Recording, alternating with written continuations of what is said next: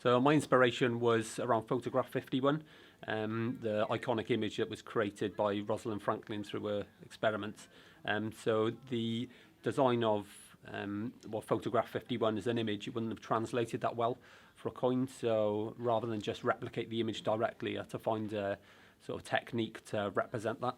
So it was looking into like printing processes of the era, so the halftone effect that appears on the coin, which kind of creates that contrast within the image, and sort of shape within photograph 51 felt was a good way to reflect that. Also, some of the other things that brought into the design were the photograph 51 element, which ran up the side in the text, just in case someone that hadn't seen the image before knew what I was referencing to. And with Rosalind Franklin's name, where the letters at the end, the D and the N, I thought introducing an A into that as well, just so people understood what the image represented.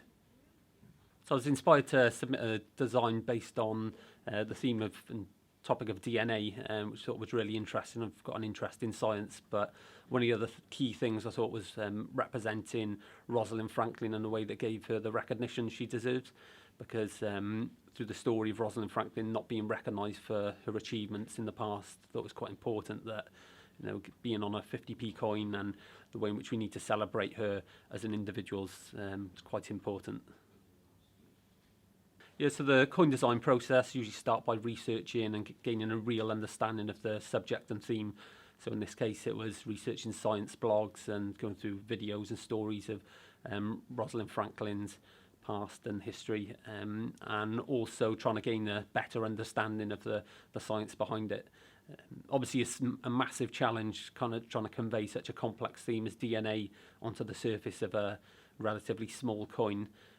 So it was that was the biggest challenge, but from that then started sketching and just building on ideas, so thinking about various visual elements such as the things that would have appeared in a science lab, so the microscope dials, sort of structure, the iconic structure of the DNA, but also other things then that thought could be introduced, such as Rosalind Franklin's name and sort of bold typography to really put her at the centerpiece of the design.